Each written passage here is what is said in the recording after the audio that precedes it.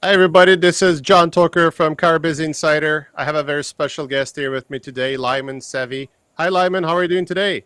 Hi, John. Doing great. Happy Thank you for being on the Wednesday. show. Yes, thank you for having me. It's a pleasure. So, Lyman, you're joining from 321 Ignition. You're the president and CEO of the company. So, we'll probably more talk about websites. But before I start asking my questions, why don't I put you on the spotlight? You introduce yourself to our audience, who you are, what's your background, and all that good information. Sure. My name is Lyamen Savy. My background is I've been doing marketing for 19 years. I actually also majored first in web design, then I majored in business degree from University of Washington, UW here in Washington. I live in Bellevue, Washington State. So I've been doing marketing for 19 years. My specialty is customer acquisition. So basically, every time any company hires me, the reason they hired me is because I'm really good at one thing, which is how do I acquire new customers, whether it's generate a lead and pass it to a salesperson to close, or how do we get a customer to buy directly online without even speaking to a salesperson.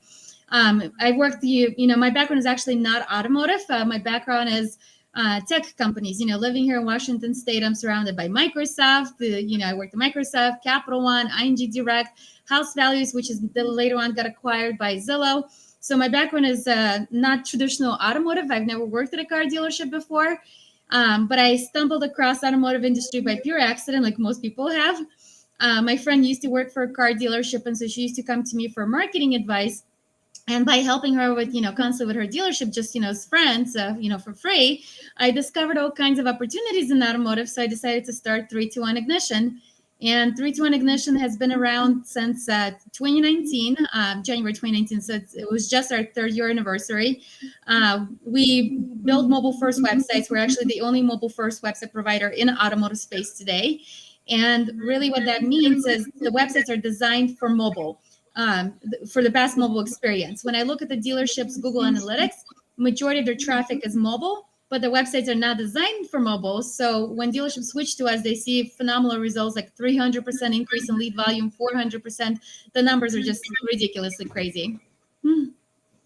Oh wow, this is really good information. And what a background! Like you didn't come from automotive, but now you're the first mobile first website provider for car dealerships, which is really good. So could you explain more of the benefits of being mobile first? Like, what's the other websites? Like you said, the responsive is one way of doing websites, and now yours is mobile first. So could you explain a little bit more? Yeah, so mobile first, what it means is when our UX UI designer and I started prototyping, what should the car shopping experience be? We started with the most difficult device. The most difficult device is mobile. And the reason why it's so difficult is because you have the most amount of limitations. You have a smaller screen size, you have usually a slower internet speed. A person's trying to complete an action with one finger on a smartphone instead of on a keypad with two hands with 10 fingers. So as you could imagine, when you're building with the mobile user in mind, you're really thinking about in a given moment, in a given time, what would be the most helpful for that consumer to be able to complete whatever action they're trying to do? How can we get rid of all the friction? How do we reduce the anxiety and things like that? Once we've perfected the user experience on a mobile, then we're like, okay, well, how do we scale it up to desktop? But desktop is easy. Desktop doesn't have any limitations. You have a large screen size, it's just, you could do whatever you want. So mobile first basically means you're starting with the mobile and then you're thinking about the desktop. The opposite is true is mobile responsive, which is essentially desktop first. So basically, when you're mobile responsive, that means website providers started actually building the car shopping experience for desktop. They build the websites with a lot of complications, and then they're trying to squeeze it down to a mobile screen. So what happens in that case is the website is accessible on mobile, but it wasn't designed for the car shopping experience on a mobile device. And the best way to think about it, John, is actually most people who've never built a software before. Well, I get a lot of friends come to me asking for advice, starting their own software company. Everybody always starts with the ideas like, well, how do I hire developers? I'm like, no, you don't start with developers. You start with the UX UI designer. And that's what mobile first means, is that you're starting with the UX UI, the user experience, the user interface designer first, and improving the user experience, and then thinking about how to build it and how to develop it. Wow, that's really good information. So, me being a car guy, right? I'm not a tech person like you are. I mean, I'm nowhere close to you in terms of knowledge, right? I'm just you're level 99. I'm level probably 0.5. so, so if I translate that information for someone from a car business, so first of all, this is a very important topic that I want to ask you a question about this too. What's the percentage of users are using mobile device to visit car dealerships websites based on Google Analytics? Would you be able to share that with me? Yeah, great question. So for car dealerships, I see over 75%. I was just at two different conferences, Buy Here, Pay Here Summit, Automotive, Auto Intel Summit, and uh, there was Buy Here, Pay Here Summit, and then there was Auto Intel Summit. I was just two conferences back to back. And so when I do public speaking, I always ask, my audience, I'm like, when was the last time you guys looked at your Google Analytics? What percent of your website traffic is mobile? And surprisingly, actually, more and more dealerships are now saying not even over 70%, but they're saying like 90% of their traffic is mobile. So, the reason why mobile first is so important, and going back to my background is marketing. It's not building software companies, but I've always worked for software companies. But my background is how do I acquire more customers? So it's interesting when I started this company, whenever I talk to dealerships and I ask them, hey, John, what do you think is going to help you increase your sales? Most dealerships always start off with, well, we're just not spending enough money on marketing. We're just not doing enough SEO. We're just not generating enough traffic. We just need more traffic. So most dealers think that the reason why that was preventing them from increasing their sales is they don't have enough traffic to their site. But when I look at the dealership Google Analytics, most dealerships have at least 10,000 visitors per month. Some have like 15,000, 20,000. At the lowest end, I think I've seen like 5,000 visitors for really, really small dealerships. So dealerships are getting enough visitors. The problem is they're not converting those visitors because majority of those visitors are on a mobile device. And so, as an example, when I used to work at Microsoft, I was my first year, I was in charge of Office 365 product, which is basically Word, Excel, PowerPoint. And my job was, how do I get more customers to buy Office 365 directly online without speaking to a salesperson? My goal for that year was to acquire 320,000 subscribers at maximum $60 cost per acquisition. I was in charge of paid media. So I had a $35 million marketing budget. I had agencies and everything, doing campaigns for me. That year when I started, I'm like, well, wait a minute. We're spending a lot of money on marketing. But I'm like, but what's the conversion experience? And at Microsoft, as you could imagine, is such a huge company that everybody has a very specific role. There is no such thing like one person does everything from soups to nuts. But instead of paying attention to the paid media, which is what I was really responsible for, I immediately partnered up with the web design team. And we started testing. That year, we completed over 50 website optimization tests. We constantly keep reiterating, like, how do we test the headline? How do we test the UX UI? How do we test the call to actions? How do we test the colors? And I ended that year, guess what, how many subscribers? So the goal was 320 subscribers at maximum $60 cost per acquisition. I ended that year with 520,000 subscribers at $47 cost per acquisition. I didn't change much about the paid media. The paid media was still, Google ads, Facebook ads, LinkedIn ads. What I changed was customer experience. And just by changing that, we doubled our number of acquisition and reduced cost to acquire those customers. Instead of $60, $47. As you could imagine, the business impact that has. And so that's the problem. Like when I talk to dealerships, a lot of times they think they have a website traffic problem, which they don't. The problem is that traffic is mobile. And by the way, I don't know, Jen, if you've heard the news, but Google in March last year, 2021, changed to mobile first indexing. Are you familiar with that? Yes, they use the Google bot for mobile now, and if you're not set up for mobile, for example, if your fonts are too close to each other and the mobile devices or buttons too close, you get a warning from your that Google what's that thing? I Google forget the Search name, but Console. yeah, Search Console actually gives you a warning and say that these are too close, fix it. It's not mobile friendly. I'm gonna, penalize you if you don't fix it. So yes. Exactly. So Google is no longer even using the desktop version of a dealership or any website to rank organically. They're only looking at the mobile experience. And so going back to the statement, about dealerships think like, well, Lyman, the only way I could increase my sales is to do more SEO, to spend more money on marketing. In reality, no, it's the user experience. And, if you think about it also, Amazon, for example, or Carvana or Vroom, for example, Carvana last year sold 400,000 cars. And that was an increase of 76% year over year. CarMax sold over 700,000 cars. Shift Technologies, Shift.com, they're a publicly traded company, and on NASDAQ, they're registered as a Shift Technology. They're not even registered as a car dealership, they're registered as a technology company. More and more businesses are becoming like technology companies. And if you're going to become like a technology company, you have to think about what is your digital experience for consumers is like. And that's what really I obsess over. It's the customer experience. Customer experience is a competitive advantage. And there's actually a lot of research that shows people are willing to spend more money for improved experience, for frictionless experience, which is great news for dealers because you could increase your gross profit that way.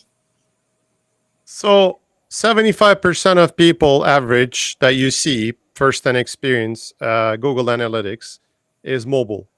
So Yes. that means if you're not designing your websites for a mobile-friendly device with the small screen and slower internet speeds, would you say that you're leaving a lot of money on the table by not doing that? Yes, a lot.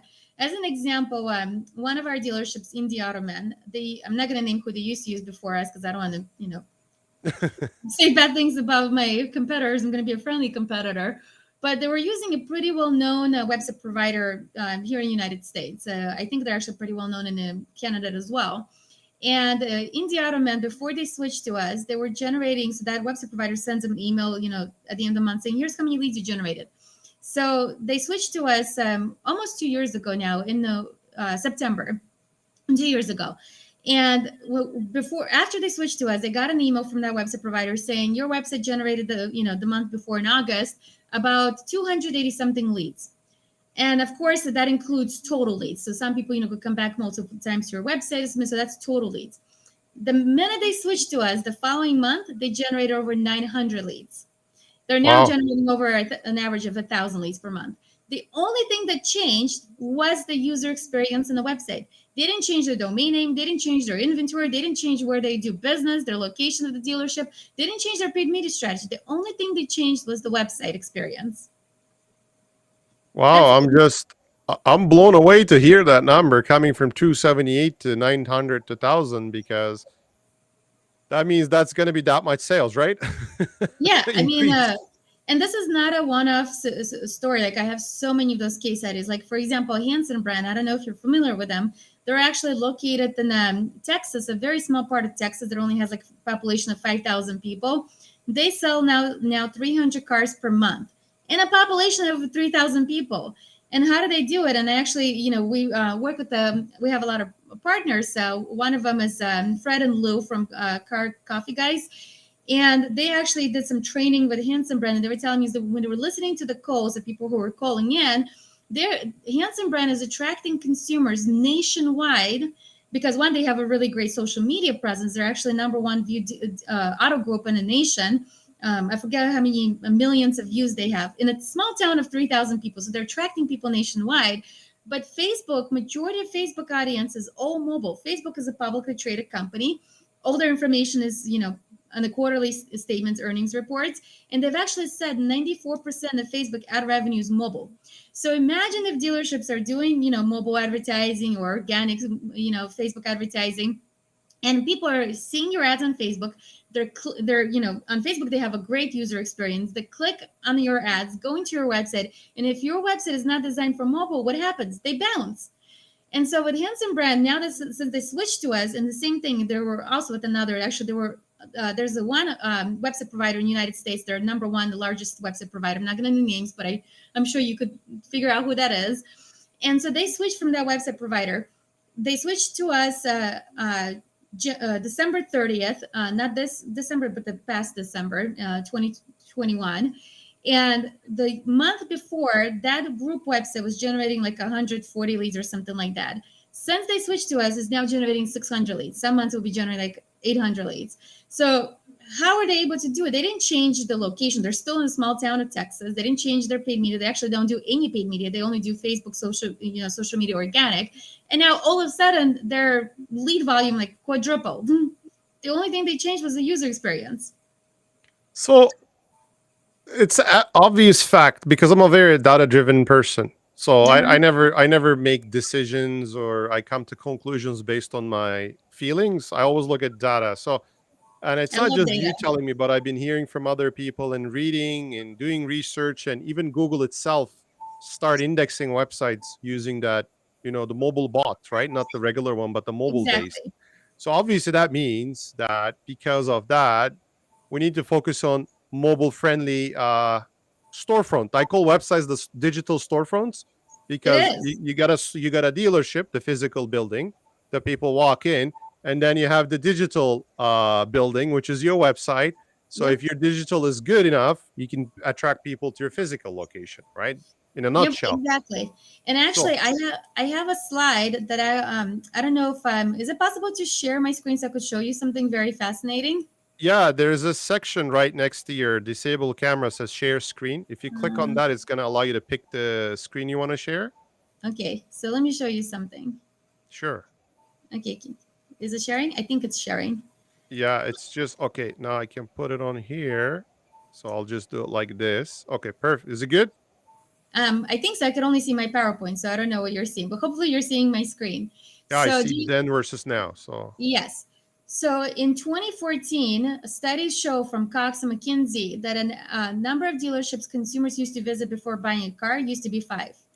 In 2017, 2.7. In 2019, 2.3. Guess how many dealerships consumers are visiting now in 2020 before buying a car? 1.6. I'm estimating 1.8, 1.4.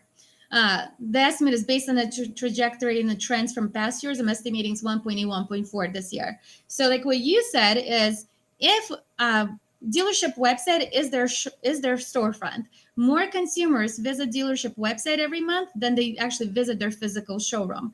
But what's fascinating to me, imagine, John, if you were working at a dealership, imagine you're a GM and you have salespeople who are, consumers are walking in and those salespeople can't close them, can't sell them a car. Would you fire those salespeople? No, I fired the sales manager. Okay, that's you. But I'm joking. why? Yeah, but you're right. You want them to close. I'm joking. Exactly. But why do dealerships are not paying attention to their website conversion rates? So their website is their salesperson. It's their most important salesperson.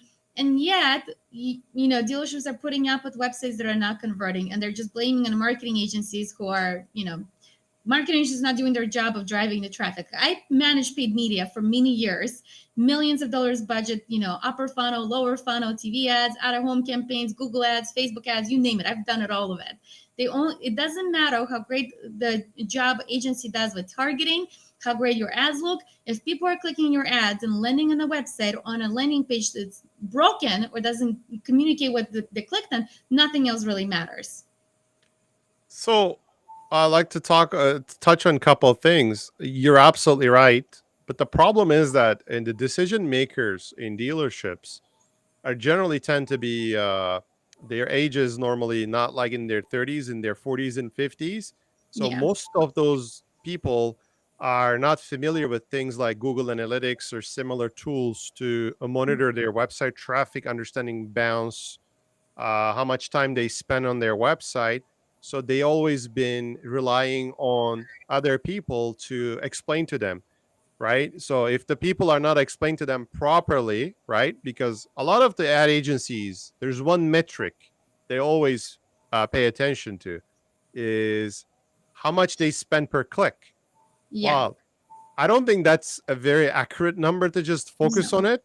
I think bounce rates and how much time they spend when they come to that website is a lot more important metric. That's my opinion. I don't know what you think on it. That's actually my next question. Yeah.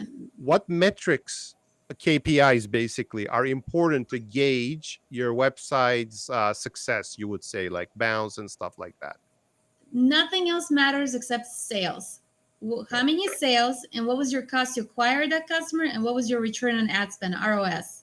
That's the only thing. That's how all the other companies outside of automotive measure their success.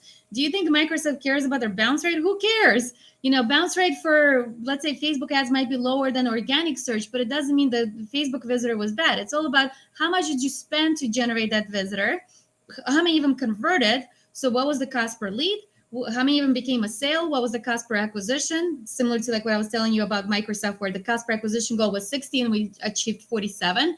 And then ultimately, what was the gross profit? Because some channels might be able to generate for you, for example, sales at a lower cost per acquisition, but there might be less profitable. Maybe the average gross profit from those channels is going to be lower than the more expensive ones. So at the end of the day, it depends, of course, in the business. In the technology world, we often pay attention to more market share. So we care more about, how many sales and what was the cost per acquisition. At a dealership, it's more about gross profit. So which marketing channel generated the highest return on ad spend? You've invested X and you generated Y in growth. But ultimately, all it comes down to is sales. The problem in automotive that I see what's happening, I've only been in automotive for 3 years. The problem that I'm seeing is that agencies, their hands are tied behind their back because there's only so many website providers. There's not a lot of website providers to choose from. There's only like maybe 5 major ones, and they're all bad. And so imagine if you're an agency, what are you going to do? Go tell, number one, the website provider to change their platform? Like, they're not going to listen to you. So then the only thing you're forced to do is basically to provide reports to the dealership that's showing them, here's your cost per click, because that's the only thing that the agency can actually optimize, and they have no control of the website experience. Versus that's actually what makes our companies, so successful, is we actually partner with marketing agencies. And we have a really sophisticated partner channel program where my goal for agencies is to make them more successful. Because my background is paid media and marketing, I understand the day in the life of a paid media manager. And so we want to make sure, like when I talk to agencies, I'm like, imagine now you could actually go to your client and tell them not what was the cost per click, but what was the actual conversion, how many sales, and what was the gross profit. We will help you do that. Not only because our website converts at a higher rate, but also because the way we set up tracking. The other problem that I see all the time happens in the automotive industry is that website providers and marketing agencies are setting up Google goal completions based on page views or average time spent on site or how many people visited VDP page. Who cares? How many sales did you get? And so when we launch dealerships, we actually set up their goal conversions to be based on lead form submissions. Like the only thing that we track is, was it a lead form submission? Like, did we collect their name, email, phone number, and anything else is, of course, is a bonus. Some lead forms have more information. Or was it a click to call and click to drive? Nothing else matters to me. Unless it's a legitimate lead, it's not a lead. And so ultimately, it's all about what was the ROI. And so to your point, Jon, agencies' hands are tied behind their back because building dealership websites are super complicated. It's not like, building a lawyer's or a dentist website. There's a lot of integrations. It's a software. And so agencies usually, don't build their own websites. They usually, work with whoever the dealership signs up with. But, if there's only 5 major providers and they're all mobile responsive and they don't track the right conversion rates, like, what else can an agency do? Track cost per click. Yeah, I was talking more about there's some agencies out there part of that website provider. So those are the problematic that's ones, another problem, right? Like Absolutely. their ABC website provider, also their ABC agency, like same company, different name, but they're the same guys, and they only focus on cost per click. Oh yeah, we get you this many people. You spend $1,000, you get 1,000 clicks. It's $1 per click. Look how good of a job we did for you. But you're right. If it's just a traditional agency, has no contact with the website platform, of course their hands are tied in the back. You're right. But you said really good information here. So, I mean, when you talk to the dealers, right? Obviously, and dealer principals, of course, those are the decision makers along with the general managers. So your company can provide not just how much you spend per click or all that stuff. You actually will provide in your reporting that, listen, you got 100 people came to your website, 50 of them went to used car, you got 30 leads out of this, and you sold this many cars because of that. You can drill it all the way down and provide in your reports. Even better. So that's another problem in automotive that I see is that poor dealers have too many dashboards. Being again a paid media expert, the most important thing is data. Nothing else matters. But the worst thing that could happen for decision makers is if you have multiple dashboards and none of the data matches and you can't make sense of it and you don't know which dashboard has the correct information. So instead of building our own dashboard, which we do have our own reports as well, my goal was, how do I help dealerships have one single source of truth? And the only single source of truth is their CRM. It's not another database. We have our own database, but I tell dealerships not to use it. I always tell dealerships, use your CRM. So what we do instead is actually our website has ability like, are you familiar, John, with Google UTM parameters? Yes, you add those codes in the at the end. So if somebody comes through that code, you can track it where they exactly came from. Yes, but Exactly. I'm not expert at it. Yeah. So anybody could Google, if you go on Google and just Google Google UTM parameters or UTM builder, then Google has this page that helps you build URLs that are trackable. So let's say, for example, if a dealership is doing Google My Business, or if they're doing like Auto Trader, Car Gurus, whatever it might be, or paid media ads, if they put in their URL to their website, UTM parameters that says source, let's say Car Gurus, channel, referral, whatever it is. When a consumer comes to the dealership website and becomes a lead, not only do we pass to the dealership CRM saying, hey, this lead came from your website, and let's say, for example, was a schedule a test drive, or was it a credit app, was it, whatever the lead form was, but we also are actually able to pass UTM parameters to the dealership CRM, because dealership CRM is where the dealership is actually keeping track of how many leads became a sale. They're not going to keep track of that in our system. Like their salespeople are only going to use one CRM. And because also their CRM keeps track of sales, it also keeps track of what was the gross profit. So then you could actually drill down using their CRM data, how much did they spend per channel, how many leads they generated, how many of them converted to a sale, what was the average gross profit, and then calculate the return on ad spend using their CRM data instead of just giving them another dashboard. So that means your platform talks to multiple different CRMs because there is like hundreds of them out there. Yeah. So which major ones do you guys integrate with? I don't know, John, if in Canada they do this, but in the United States, all the CRMs in automotive, they all use the same process, XML ADF. So we integrate with any CRM in automotive because it's all the same process.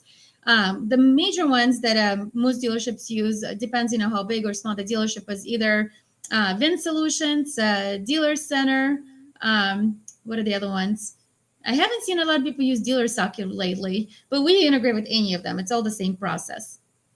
Okay, so basically what you do that is you send that e-lead into that CRM system. They accept that your e-lead, then they can match the customer data once it becomes a sale, you desk a Yes. deal and all that stuff. Yeah, it's all That's automated.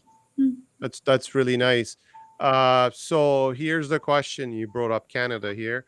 Are you guys are in Canada yet? Any Canadian dealerships yet at all, or have you tried anything here?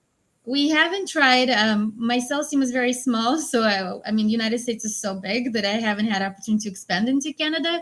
But if as long as it's an English speaking part of the Canada, we could work with Canada. I mean, of course, we'd have to localize some stuff, like instead of zip code, to use a postal code and things like that, which I'm very familiar. Again, going back to working at Microsoft and at Zillow, I had to, it's they work with Canada and other countries, so I'm used to the whole localization process. I just haven't done it because we just haven't had the resources to expand to Canada in terms of sales. But if dealerships from Canada were to come to us and say, hey, we want to sign up and work with you guys, that wouldn't be a problem. We could customize our software, our platform to meet Canada. So in terms of, I think the only thing that for Canadian dealers that you need to really make sure is the syndication process of to the marketplaces from the website in and out, the car pictures, the descriptions, the V-Auto price changes. Do you have any integration with those companies that I said? Like, do you have integration with V-Auto in terms of when you change a price on V-Auto, would that affect the website price? Do you deal with like HomeNet, that kind of stuff? Do you guys do that? So we integrate with HomeNet, and as you know, HomeNet integrates like 99.9% of the inventory providers in the automotive space. So we use HomeNet as our single syndication hub. So instead of doing integration with vAuto and each of them individually, because then you have to normalize the data and there's a lot of complications. So instead we just pay a licensing fee to HomeNet, and they're amazing. I love working with HomeNet. Their customer service is incredible. And so yes, we could work with any of those inventory providers. We don't syndicate it to the marketplace because we're not an inventory provider. That's what inventory provider is supposed to do. But we could pull the inventory from any IMS the dealership wants to use using HomeNet.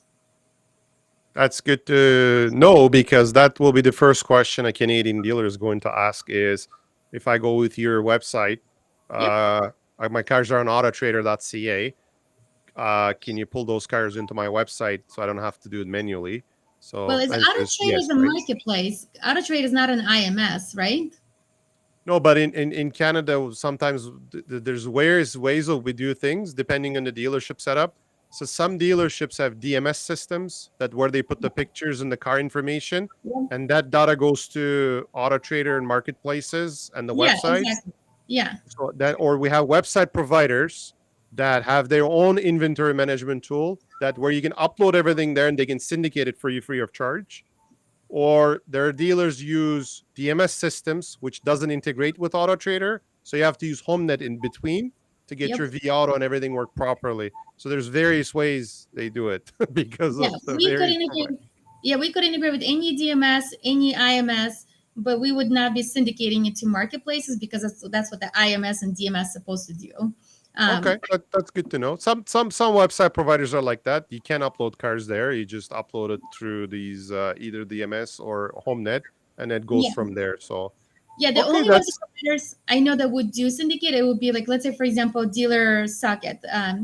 I forgot their website platform, but Dealer Socket has, CRM and IMS and the website. Then, of course, they say, yes, we syndicate, but it's not their website that's syndicating. It's their inventory system the dealerships are paying for that's syndicating. okay. No, it makes a lot of sense. I mean, if you can get the data from the DMS system, then Mhm. DMS can syndicate it to these places too. I'm just like trying to ask these questions for maybe a prospective dealer principal or general manager may ask these questions. So I want to make sure that's the first question we always ask when it comes down to the websites, besides the Yes. price. Like, do you Mhm. syndicate? Do you accept this? And all that questions. Uh, in terms of getting more information from you about this, like let's say somebody watched this and they want to learn more about it and they want to get a demo. What's the easiest and fastest way to get the information? One is, of course, our website. So if you go 321ignition.com, all of our information about the plans, the pricing, the feature, it's all on our website. That's one of the things that I obsess over is transparency. I want to have 110% transparency with all of our customers. There's no nickeling, diming, or gotchas or anything like that. So all information, of course, is on our website. But then also they could either contact me or my sales. We have our salesperson's phone number. My number one salesperson is Dana Kraft. She's all over social media. She travels with me all the time, so you could probably find her on social media. You could also look me up. I'm the only Lyamen Savy in the world, probably. So it's very easy to find me. So yeah, just social media or our website.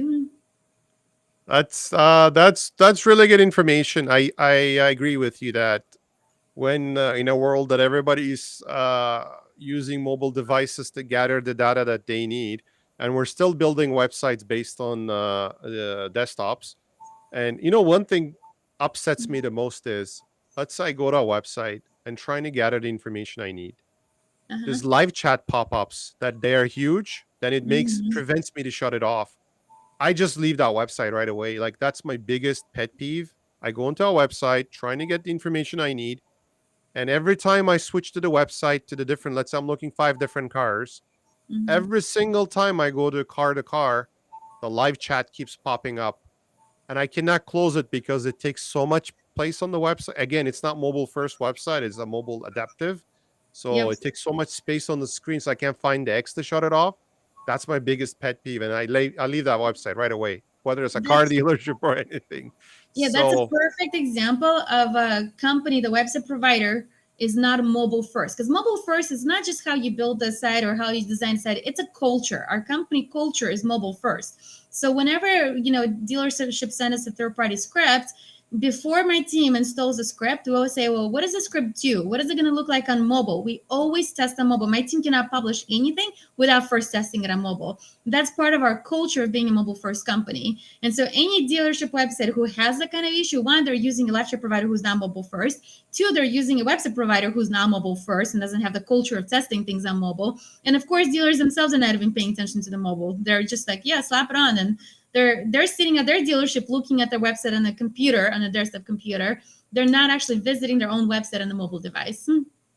yeah, that's the problem. Most dealer employees or managers or people in charge of that dealership never uses their mobile device to visit their website to see what kind of experience their customers are going through. That's the Yes. problem, right?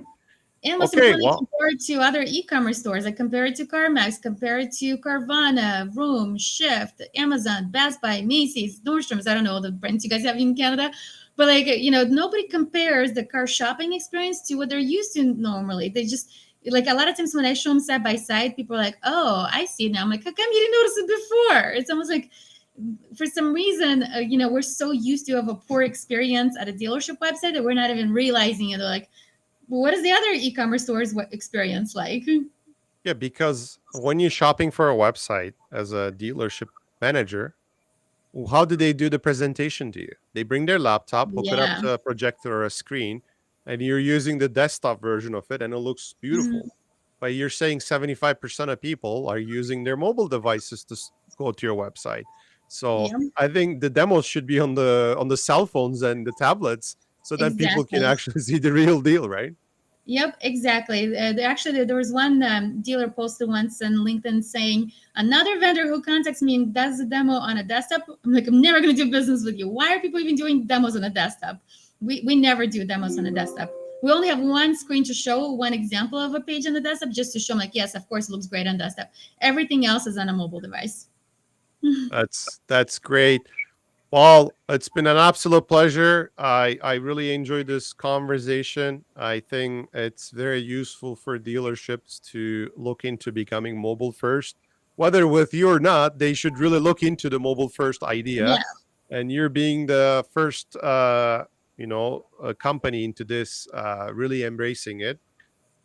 Before I wrap it up, anything you want to add? Any message to the people in the car business?